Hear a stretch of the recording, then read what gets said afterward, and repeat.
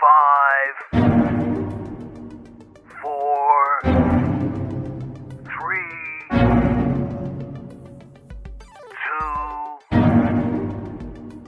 1. We have liftoff. And welcome to Planet Normal, a Telegraph podcast with Alison Pearson. Hello. And me, Liam Halligan. Co-pilot Pearson and I are having a well-deserved summer break from steering the rocket of right thinking. But to help keep you sane, dear citizens of Planet Normal, during the month of August we'll be bringing you some classic interviews from our Planet Normal archive over the last year. The discussions we've had on our flying refuge of reasoned views. Back in January, we invited author and comedian Konstantin Kisin onto the rocket. Together with fellow comedian Francis Foster, Constantine founded the popular Trigonometry podcast. He told us, as somebody who came to the UK as a child from Soviet Russia, why the UK needs to do more to tackle illegal immigration. Constantine also shares his thoughts on the war in Ukraine. I started by asking Constantine why he wrote his book, An Immigrant's Love Letter to the West. Because I felt that someone should remind people in the West that the West is actually good. The West has some values that are important. I think we've forgotten that we have values, and certainly attempting to define them or defend them is seen as some sort of subversive activity. And I wanted to use my immigrant privilege, if you like, to actually say some very obvious things about what makes the West good and why it's worth defending. And tell us why it is that your background as a comedian gives you a window on current affairs more broadly. You've made this transformation from being a pretty successful stand-up comedian to somebody who really is now a major commentator on all kinds of cultural and civic issues. How does your comedy brain help you with your current affairs analysis? Well, I think one of the first things that comedy teaches you is you go on stage in front of lots of people. And so you get to find out how people feel about certain things in terms of how they react to the things that you're saying on stage and the jokes that you make. But I think what drove me first and foremost into commenting about some of the issues that I talk about was the stifling atmosphere that I personally saw in comedy. And I was never a particularly offensive comedian. I was never someone who felt that, they couldn't make the jokes that they wanted to make. But there was an overall culture where it was becoming quite clear that what I thought was this quintessential Western idea that we have freedom of speech was definitely something that was not shared by many people, including among my peers and colleagues in comedy. So that was the first part of it. And even when I did stand-up, it was always from a more satirical point of view. I was trying to comment on the things that were happening in society using comedy to do that. So it's been a fairly natural transition for me. I'm a huge fan of comedy, but I know you feel that comedy in the UK, which has really been a sort of global superpower of comedy over many generations, is now at a low ebb. Why do you think that is, Constantine? And what is this phrase that you use a lot in your book, please clap comedy? Yes, so I think there are a couple of reasons I think we should think about. First of all, as in any business, as in any creative industry, as in anything, the main thing is to keep the main thing the main thing. And if you decide that instead of picking funny comedians to put on television screens, you need to pick comedians based on other characteristics, whether it's the background or the gender or the race or the sexuality or whatever, you will reduce the quality. And we've seen with the non-renewal of Mock the Week and the MASH report that as you dilute the brand, people stop watching. And I saw this with my own eyes. So I think one of them is, it's a thing that happens in many areas of life in the West at the moment, is, the focus on diversity becomes so extreme that you forget that you're actually supposed to be making some kind of product. Another thing, of course, is the advent of social media and the culture wars that came on the back of that. You've got a situation where audience members feel much more entitled and they're more powerful now to complain, because if, in the past 20 years ago, you complained about a joke in a comedy club, everyone just went, it's a comedy club. Well, now you can go on Twitter, you can go on Facebook, and then it might become some kind of, story and whatever. Let's move on to immigration, which is really the heart of your book. It's kind of the recurring theme throughout a book, which covers many different aspects of your life as an immigrant, and aside from the fact that you're an immigrant. This subject's close to both our hearts. We've talked about it a lot over the years. We both have a very positive view of the UK as people whose families have come to the UK, you first generation, me second generation. Let's talk about why so many immigrants to the UK are so mindful of the dangers of these small boats. Some people on the left will say, Suella Braverman, our Home Secretary, how can she possibly be so anti people coming across on small boats when she was an immigrant herself? What do you make of that argument? Well, first of all, they're not immigrants. An immigrant is someone who applies for a visa or indefinite leave to remain and is allowed and chosen by the people of this country to come.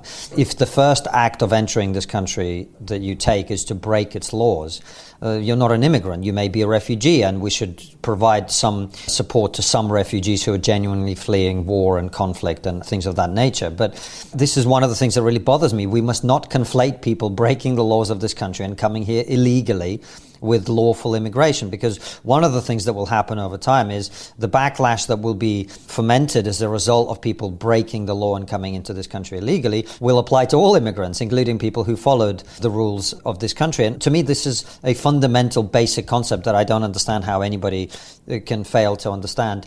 It is up to the people of Britain to decide who comes here, in what number, from which country, to do what and where. And the people of Britain did not vote to have people coming across the channel in small boats and disappearing into the ether as the moment they arrive here, or to be put up in expensive hotels at public expense. So I think first and foremost we should separate the issue of immigration from the issue of illegal immigration, which is what you're talking about.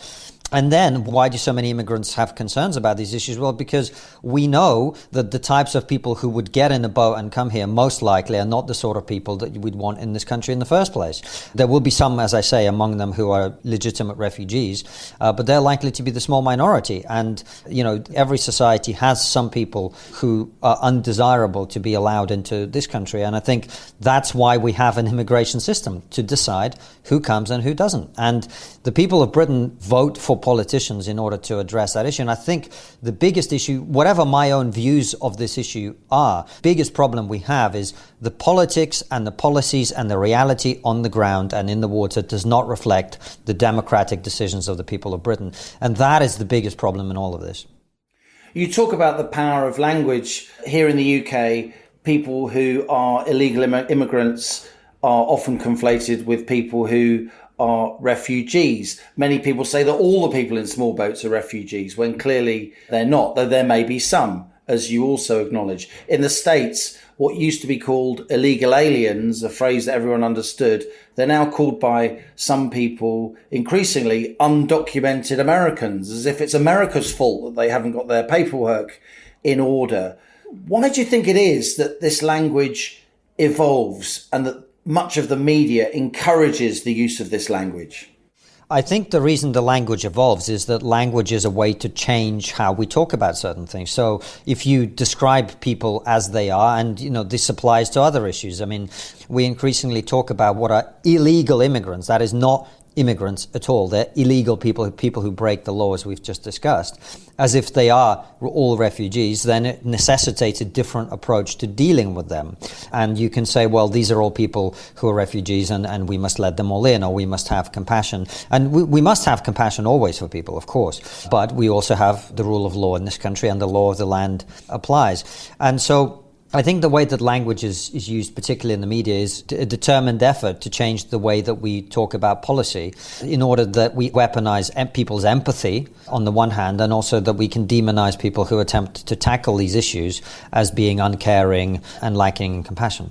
Constantine, another time when I kind of punched the air in agreement with you when I was reading your book was when you cited polling evidence, and I've seen similar polling evidence, that the UK is actually, when it comes to tolerance towards and respect for immigrant members of the community, the UK is the most welcome and the most tolerant country in the whole of Europe, including the Scandinavian countries. In the world, only New Zealand and Canada are more tolerant of and welcoming towards immigrants. That's according to polling evidence from the Pew Global Institute, who I know you'll be aware of. Yet when people like you and people like me talk about the UK being a tolerant place, we get lampooned, don't we? You see me on the stage at Kilconomics arguing that as a sort of plastic paddy, as the Irish call us, I actually think, despite all kind of historic wrongs and grotesque relations between the UK and Ireland over the years, actually my family's experience has been constantly improving, and all in all, England has really welcomed us. Why is it that it's so difficult for the people who've actually experienced the immigration, people like your family and mine, to get a fair hearing?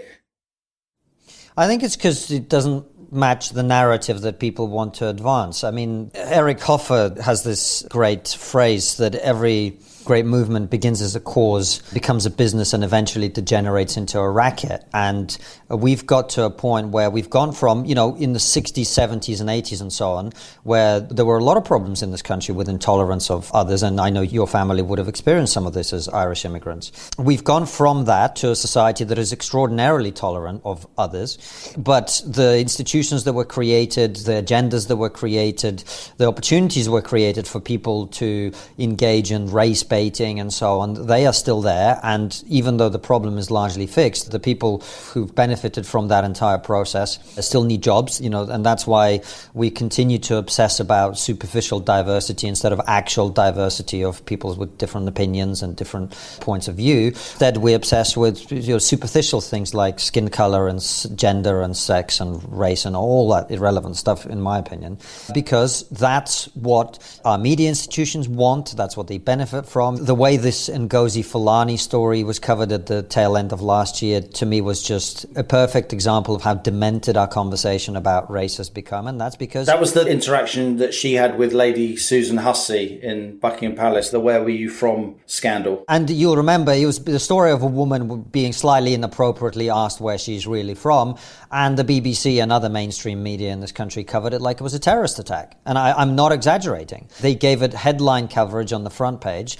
And that's because this is what gets attention. This is the media narrative. And it's, as you know, completely unrepresentative of the way that people in this country relate to each other. This is not a racist country. Black people and ethnic minorities like me are not walking around constantly being assaulted or abused or mistreated or whatever. It doesn't mean there aren't a few racists, as there are in every country. But it's what sells. It's what gets people's attention. And, as I say, there are a number of people who benefit from this being an ongoing conversation, so that they can be diversity czars on NHS boards and so on and so forth. And so I think it's a self-fulfilling prophecy. People claim this country is intolerant, and then they benefit from that, and then the conversation is perpetuated. But I think it is so far divorced from the experience of ordinary people. That's why when you and I do say it, while of course there are some people who will push back against it, actually the vast majority of people know it's true. And the feedback I had from people from every background,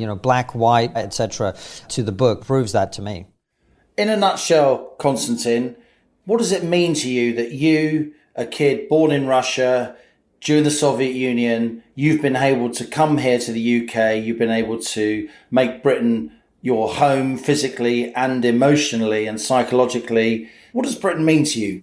Opportunity. I think that's what it means to every immigrant who comes here wanting to better themselves and to contribute to the country to which they've come. The thing that I'm really proud of is the Trigonometry, the YouTube channel and podcast that I host with Francis Foster. It's now a small business that employs lots of people from all sorts of walks of life who otherwise would not have had a job or would not have had as fulfilling a job as they do now. I think that's really the promise this country offers people. Come here, make it your home, and seize the opportunities that are everywhere around you. Make something of yourself, contribute, pay your taxes, add to the conversation, whatever is the method by which you're going to contribute.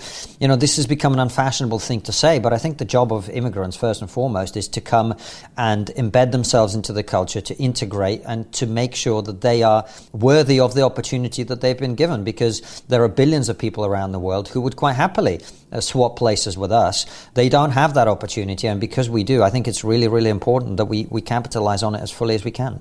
Finally, Konstantin, what is the off-ramp when it comes to Russia, Ukraine? How can we get back to a situation where there isn't warfare on the continent of Europe? I think I said on Question Time last year in March when the war first broke out that I think the likely outcome is going to be that Ukraine ends up conceding that Crimea is Russian and giving away portions of the two eastern regions, the Lugansk and Donetsk regions, in exchange for what I think it needs, which is permanent security. And I don't mean, words on a piece of paper. I mean some kind of arrangement, whether that looks like NATO membership or, a UN peacekeeping force or whatever creative solution might be created. I think the thing that would be foremost in Ukrainian minds is making sure this never happens again, and it can't physically happen again.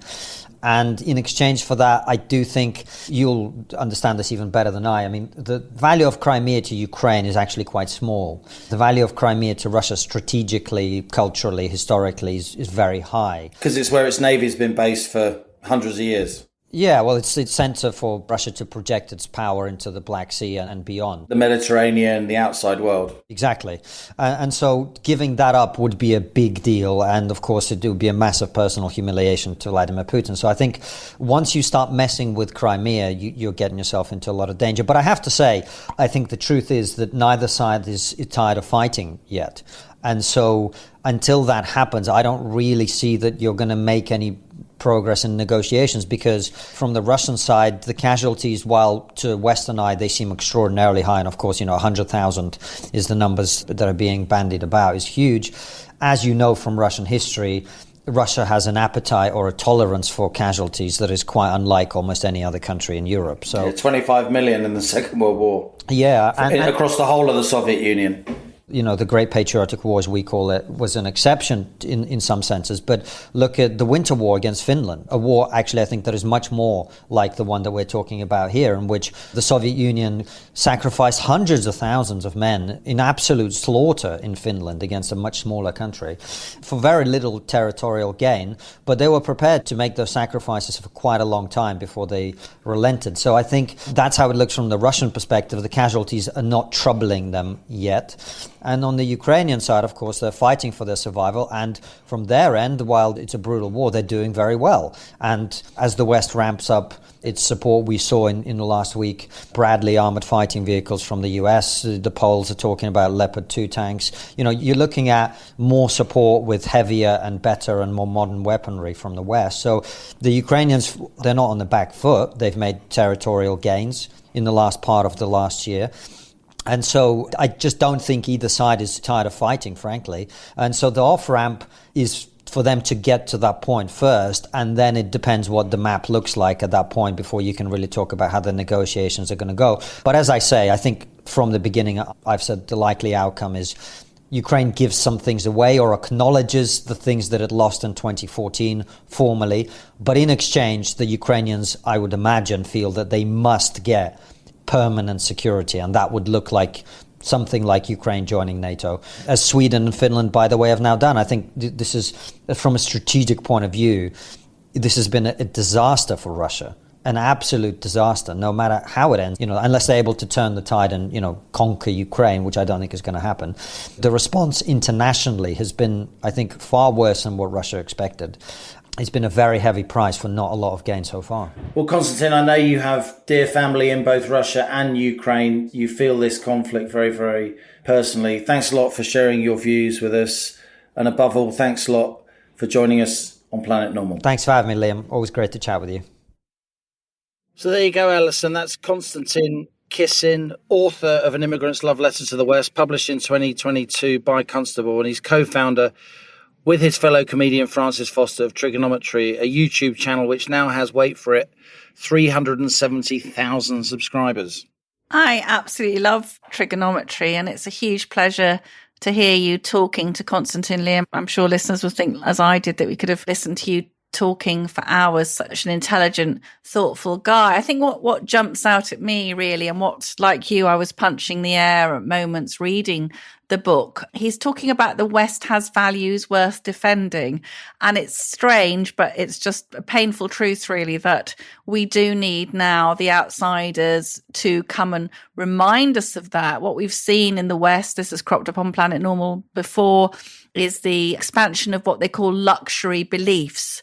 beliefs that can be held by people who don't, as Constantine's family, live in a totalitarian society where being able to get food, let alone a decent education, cannot be taken for granted. And I really welcome that, particularly from his book. It's stated very, very powerfully. We have lost gratitude for the amazing society which the wartime generation bequeathed us. I often think of them, Liam. I often think of my grandparents and great-grandparents' generation who laid down their lives so that their great-grandchildren could diss everything that they died for. But it's a terrific book. Highly recommend it. I was struck by many things that Constantine said.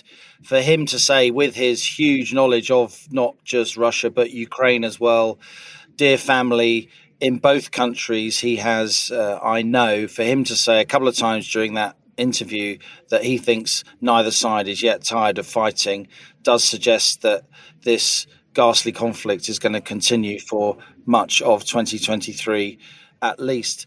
But I did want to end just by talking about his book a little bit more. If you look at the chapter headings, Trust Me, West is Best, a reality check for Westerners, Stop Feeling Guilty about Race, Whiteness and Slavery, Free Speech and Why It Matters, How Language Conceals the Truth, Why We Need Journalists, Not Activists.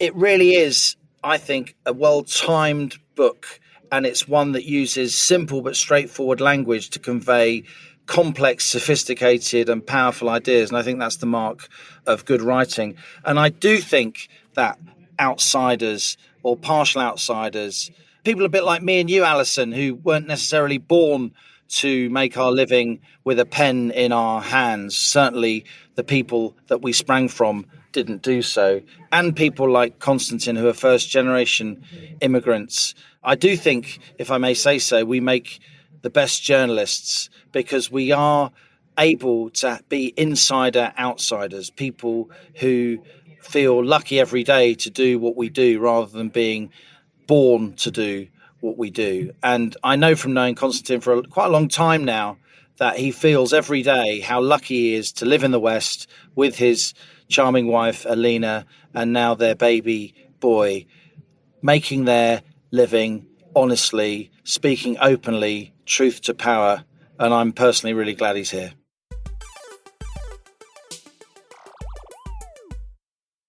So that was author and podcaster Konstantin Kisin speaking back in January. In March, Planet Normal landed a really big interview, the last interview, in fact, with former Chancellor Nigel Lawson. Aged 91, Lord Lawson still drove headlines, with his observation that the Conservative Party needs to, quote, completely reinvent itself if it is to regain power. He died just a couple of weeks after joining me on Planet Normal. As a share of GDP, Lord Lawson, our tax burden is now at a 70-year high. Philosophically, does that bother you? Well, it's certainly undesirable and unsatisfactory. Do you think it's good for the British economy that the tax burden's the highest since Clement Attlee? No, I don't think it is. And would you like to see a Conservative government bring that tax burden down? Well, I would like to see that, but the Conservatives have been in office for an unusually long time, and I don't see that they're likely to be able to bring it down. Rishi, the new Prime Minister, is a good guy, and I think in the circumstances he was the right choice as a successor to Boris. But I don't think that he's going to be known for his tax cutting. The government's planning to increase corporation tax from 19 to 25% in April, as you know, Lord Lawson. That will be the first rise in corporation tax for over 50 years at a time when the economy is fragile. Should the Chancellor rethink that move?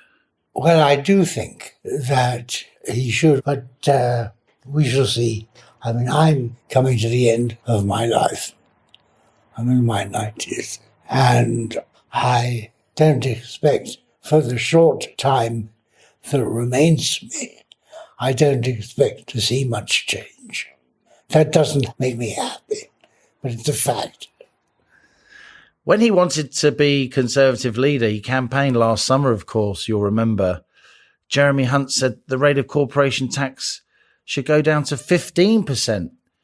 He said in the past it should be 12.5%, as it is in the Republic of Ireland. He's ascribed specifically the policies of you and then Prime Minister Margaret Thatcher, creating the environment, the entrepreneurial room for manoeuvre that inspired him to become a businessman, to make money, to form companies. And yet he doesn't seem to be doing the same for the current generation of young people. I don't think that there's anything new to come from the Conservative Party as it now is. It is going to have to reinvent itself, but I don't see that coming soon. Margaret Thatcher was, of course, a conviction politician. You were a conviction politician. Very much so. You took risks. You made history. You got things done. Do you see conviction politicians in today's Conservative Party?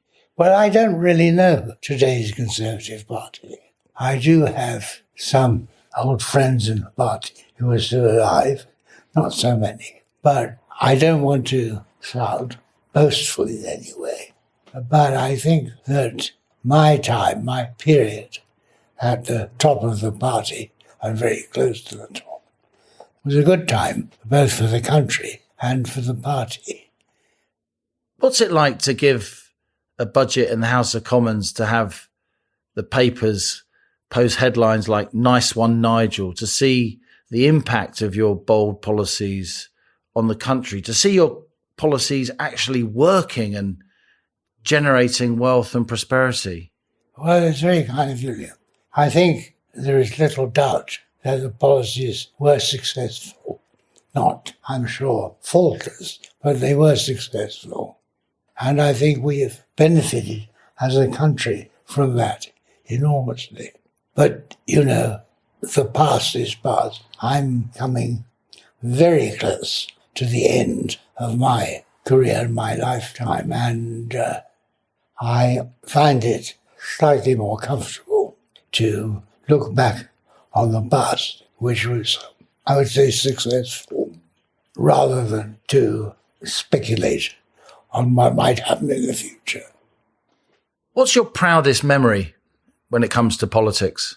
Oh, this sounds very conceited, but I do think that we, that's the Thatcher government, left the country in a much better state than we found it. It's a lot less controversial to say that these days than it was at the time. Right. Quite right. It must have been daunting coming into politics in the 70s with Britain very much in decline, very tumultuous industrial relations, the IMF bailout in 1976. Well, I came into politics in a way that's connected with that. I had been a journalist for many years and was writing about what governments were doing wrong, as journalists do. And I thought that if I knew better, I ought to get into politics and have a go at doing it. So that's how it happened. And how difficult was it at the time to push those policies through? A lot of what the Thatcher government did was quite controversial. Did you ever lose faith? Obviously, you famously fell out with Margaret Thatcher. We'll come on to that. That was a lot later. But the general philosophical thrust of what you were doing, lower tax, less regulation, more enterprise. Was very much in line with my own thinking as it had developed. People remember my resignation, which was over a trivial thing, really. You fell out with Mrs. Thatcher's advisor, Alan Walters, didn't you? Yes, that's right. But I always felt that this was an error on her part, as one would have said. An error on her part. But if you say to a Prime Minister, as I did say to her, unless you get rid of Alan Walters. It's him or me, you said, basically, didn't you? Yeah. That's a big move for you. It was. And it was not planned, but that's where we had got to. But meanwhile, we had achieved a great deal in government together, very harmoniously. As you outlined in your memoirs, of course, The View from number 11, I think Sir Geoffrey Howe's resignation, your resignation, you two lit the touch paper for the beginning of the end of Margaret Thatcher. What was it like to watch her from the back benches basically self-implode? Well, it was very sad, I thought. I don't think it was any good for the Conservative Party, nor any good for the country. But what happens, happens. Did you feel a bit of guilt? You were an extremely powerful Chancellor, a symbol to a lot of the country. Yeah, well, it's a big job. And your resignation certainly gave her a good shove towards the exit door. Well, I think it did play a strong part in that, but that was not the intention. The intention was to preserve and protect the course on which the government had been working for a considerable time. But anyhow, life, whether you're talking about political life or any other form of life, is unlikely to be an unalloyed period of success. Was she the greatest British Prime Minister since Churchill? Yes, in my opinion. She was obviously not perfect. None of us is. But I think she was certainly the greatest leader that the country has had and the Conservative Party has had since Churchill. And if you remember the depths to which this country has sunk before she came on the scene and was surprisingly, in many ways, elected leader, then the difference is very great indeed. So, although it all went sour at the end, I think that by and large it was very successful.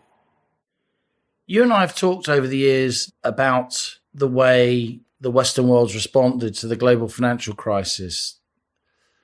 We've talked a lot about how central banks have responded, quantitative easing. We've expanded the central bank's balance sheet by almost £900 billion. You've seen a lot of politics and policy over your long life as a journalist and a politician. Are you worried about that? How do you think all this money printing will end? Well, I can't give you a prediction, but I am concerned. I'm not impressed by the intellectual mood of the present day. And how do you think the Bank of England's getting on? I know you were very concerned about inflation in 2020, 2021. The bank was saying until late 2021, this inflation was transitory. But even before the war in Ukraine, we had inflation at a 30-year high, didn't we? Yes, it's been going wrong slowly, but for a long time. I think the bank is an institution that needs to be led by a governor who understands all these things. I think Mervyn was a particularly good governor, but I don't think that since his time the bank's performance has been particularly great. What are your thoughts on Boris Johnson? How did you feel in December 2019 when he won that landslide? Well, I was very keen that he would be elected leader because the direction of government needed to be changed, which meant a change of government, and it meant supporting the Tories under Boris Johnson. He is an enormous talent, but the one thing he's really good at is winning elections. There is no Conservative who has ever won the election for Mayor of London. And he did that twice. He did it twice. So what was his downfall? Well, it's a very sweeping statement, but I think there are various characteristics which made this a serious problem. The range of characteristics which are necessary to be a successful politician at the peak of government are very difficult to sum up, but there's no doubt that Boris has some of those characteristics, but not all. Do you think he'll make a comeback? No, I don't think so. If he does make a comeback, I am not going to be depressed, but I don't see it. In 2013, you were, I think, the first very, very senior mainstream conservative who wrote via an article in the Times that you thought we should leave the European Union. Oh, yes. Have we taken back control? You know, we have taken back some control, but it was the only way to go. I mean, the European Union was something which didn't correspond with where the British people were or where the needs of the economy were. I mean, what was of the first importance was that we should recover our desire for self-government. That was what it was all about. It was not possible within the constraints of membership of the European Union to exercise self-government. And I had felt for a very long time that, right or wrong, we were a country of sufficient strength to govern ourselves and not be governed by others, which is what the membership of the European Union involves. So here we are. I've got one last question, if I may. And my last question is, you are a very significant figure in British post-war Well, history. I was once. How would you like to be remembered? Well, one doesn't go into politics for reasons of vanity. I hope, obviously, that I will be remembered as a leading member of a government which changed everything in this country, not just economically, but it embraced that and went further. Lord Lawson, thanks so much for talking to me. Well, thank you, Liam. Well, as I say, and I won't say it again, I don't think I've got anything to say of any interest. Well, there you go, Alison. He's a real honour to talk to, as I say, a giant of British politics. And he's sharp, interesting, mischievous to the end. Yes. Laughing. Rishi won't be known for his tax cutting, he says. Corporation tax shouldn't rise. He's not impressed with the leadership of the Bank of England since Mervyn King. Certainly isn't. And no. then that incredible rapprochement with Margaret Thatcher. I must say that after the interview, we enjoyed lunch together. We talked for another hour. He was recalling in incredible detail a lecture he gave in 1984, the famous Mays lecture. Economic historians will know all about that, where he basically flipped round the whole economic orthodoxy of how Western economies run themselves, paving the way for Bank of England independence. He was recounting cabinet meetings, literally telling me where people were seated and what they said. It was, journalism isn't always easy, but it was a huge pleasure and an honour for him to invite me to go and see him and to talk to him on tape, albeit quite briefly. I thought it was a privilege to listen, and I'm sure Planet Normal listeners will like me. I felt it was very moving as well, because I think Nigel Lawson clearly rates your economics knowledge, your work as a journalist, and I felt a strong sense that you were kindreds, although he's clearly your senior by sort of 40 years. But I sort of felt you have to carry the torch, co-pilot. And I also felt that there he was, in Downing Street with Margaret Thatcher next door, those two astonishing, brilliant people bestriding the national landscape like colossuses. And now we have Jeremy Hunt as the Chancellor of the Exchequer, who, as you say, is about to put up corporation tax. I mean, it does feel like we've fallen among lightweights, to be polite, doesn't it? It's so easy for us as, scribblers. We're bystanders, we're commentators, Alison. It really hit me hard. And he really looked at me with a beady eye and said, I thought the government was doing something wrong, so I wanted to do something about it. As somebody who he was a journalist, came up through the Financial Times, Spectator, when he was, quite late in his life, actually, in his early 40s, he got into Parliament in Leicestershire, in Blaby, of course, and rose very, very quickly and became this hugely influential figure. And I do think, we laughed and joked. It was a lot harder back then to say that his policies, that Margaret Thatcher's policies ultimately did the country good. But even among a lot of my friends on the left, I have many, many friends on the left, as you know, Alison, they acknowledge, albeit behind closed doors, it was crazy. We did need to do something about the country. I just wanted to throw a number into this sort of political retrospective. The ONS has just brought out some figures this week, Alison, that in December,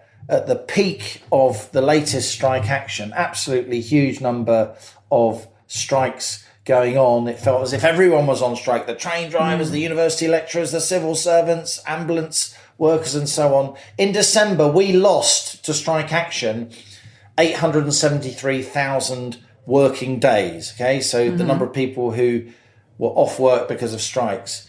At the height of the winter of discontent, or just before in September 1979, rather than 870,000 days lost, in a single month, we lost 11.7 million days to strike action. It just shows you, as Lord Lawson brought out so brilliantly there, the huge progress that was made. And it was painful, it was difficult.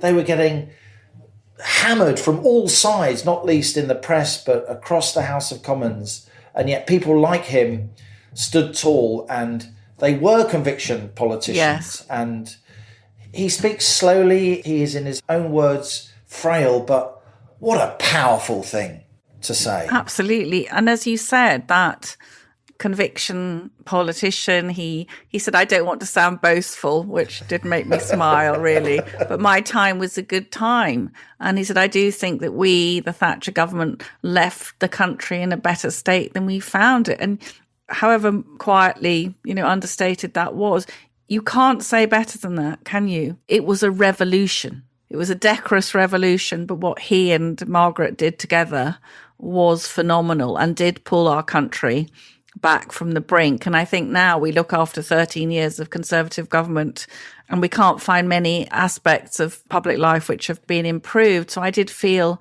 incredibly touched by listening to that extraordinary man and thinking about the legacy that they left us and whether that's been squandered. And he did say, didn't he, Liam, the Conservatives are going to have to reinvent themselves. The Conservative Party will have to reinvent itself. And boy, is that the case.